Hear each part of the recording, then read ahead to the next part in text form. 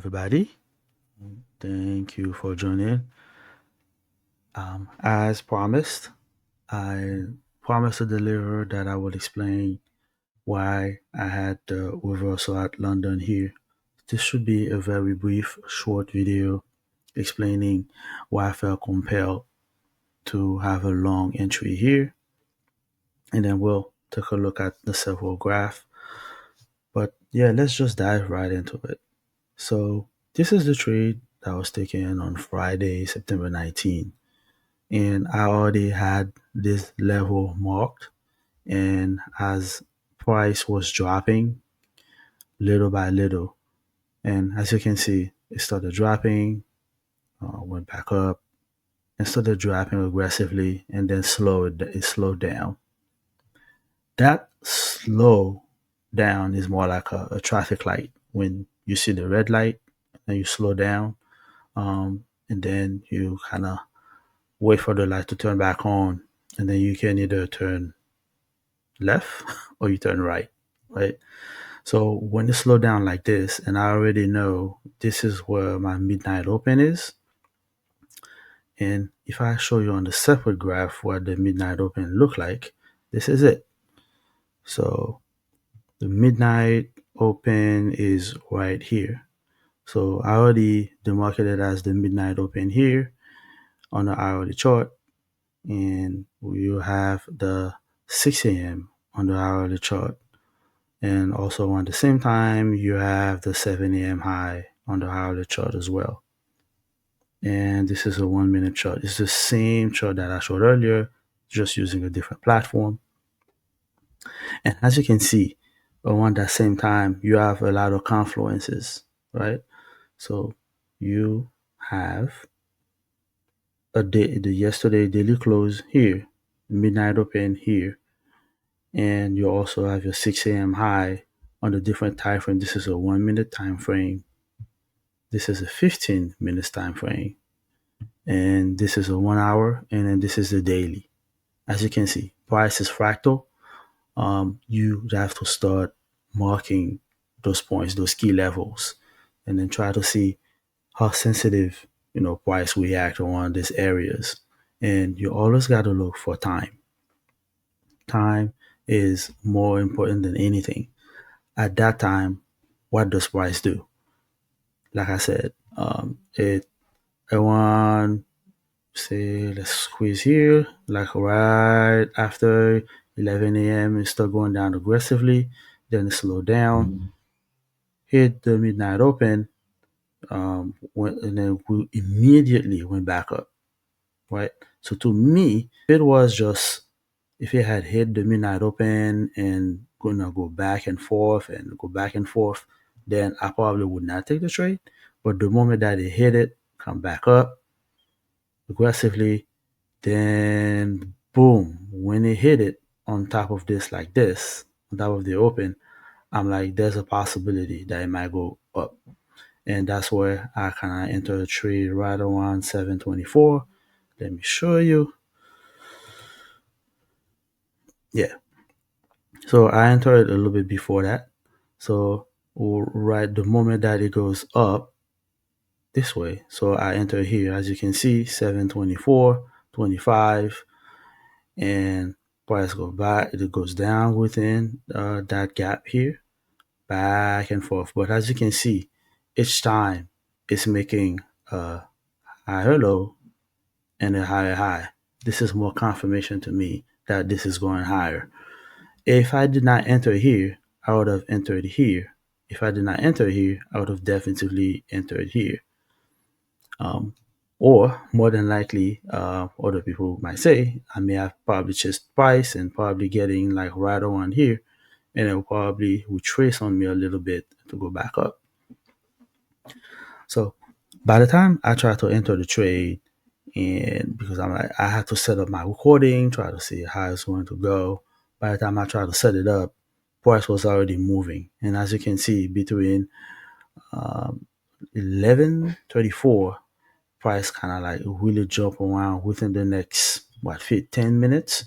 It kind of like jump around very quickly. So by the time I try to get my recording set up, try to see if I can capture the image of the move, price was already around this area. So I already had the majority of my trade off right around that area.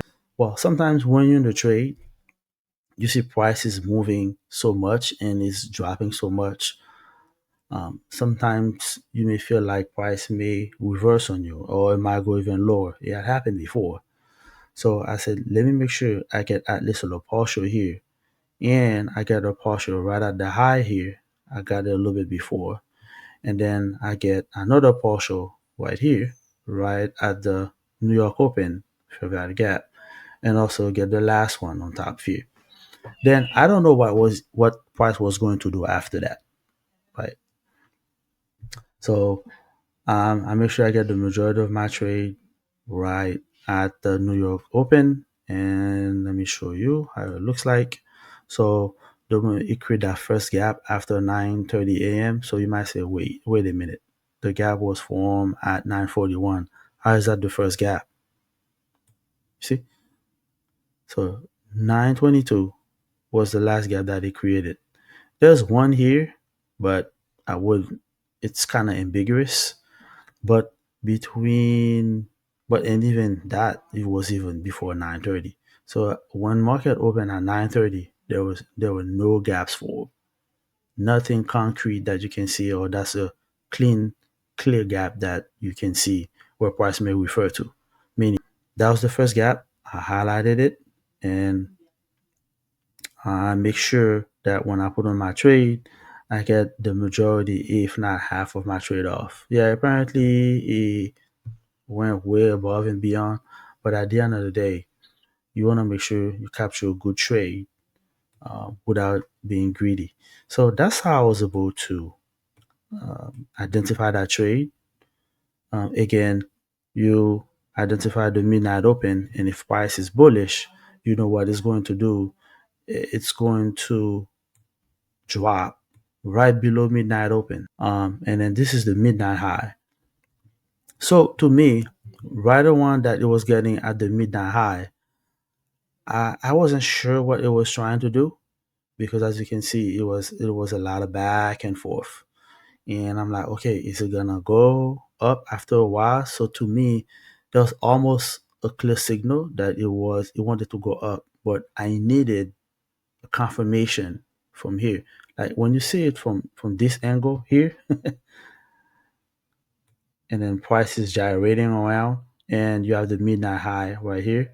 So you're thinking, okay, you have all those candles closing above that midnight high, and I'm thinking, okay, this is it. This might be it right there. But what I was waiting for is price to get above that high for me to start engaging price. If one candle would have closed above it, I would probably wait for another candle to form up and then we trace down. Then I would have been able to participate on the long, aiming for these highs over here.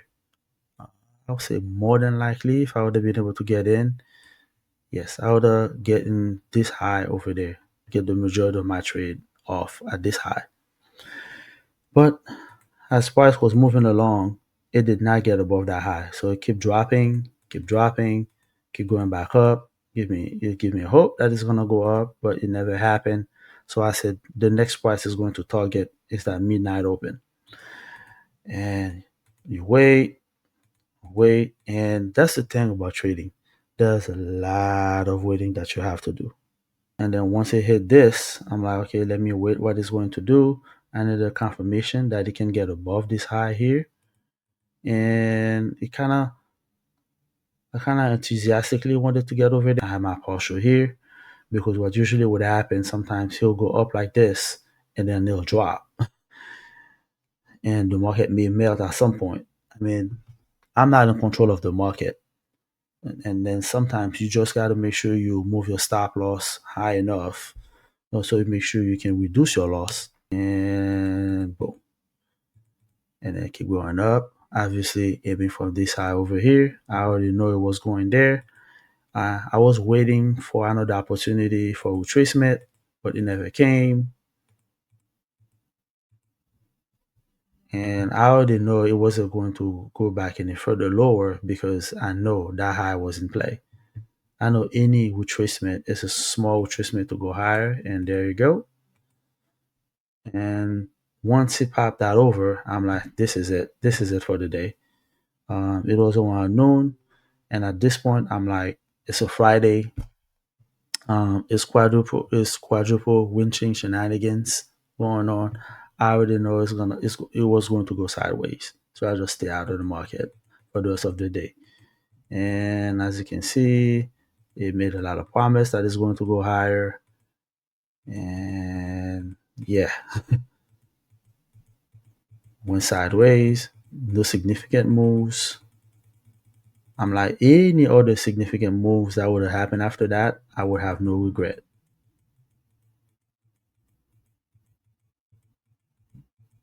And yep, I took some. I participated on a few trade later on. I went short here. I grabbed a extra two, and it went back out and stopped me out. That's it. Even though I said I was not going to trade for the rest of the day, I did participate a little bit because I figured once you reach that high, and once you go past 2 p.m., I already know it was just dead after that. There was no need to participate any longer. I did not want to give back up any profit that I made. And this is some annotation that I made for myself. All right. So this is kind of like some advanced level annotations, stating that if you have this pattern here and if it hits that gap, there's a high possibility it's going to hit that level again. But I did not participate. I just take notations and I just let it be. And I was surprised that it was able to give some more price action after that. But my thing was, I don't know at what time it was going to stop and go sideways. So that's another note here for me. This is another discussion for another day.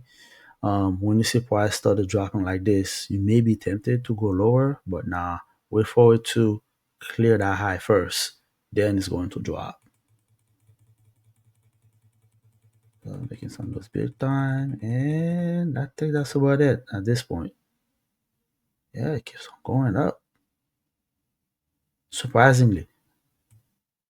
I mean, I was surprised we were able to get all this price action after it. But yeah, it was a very good day. It performed a lot better than I anticipated. So there's that. Thank you, everyone.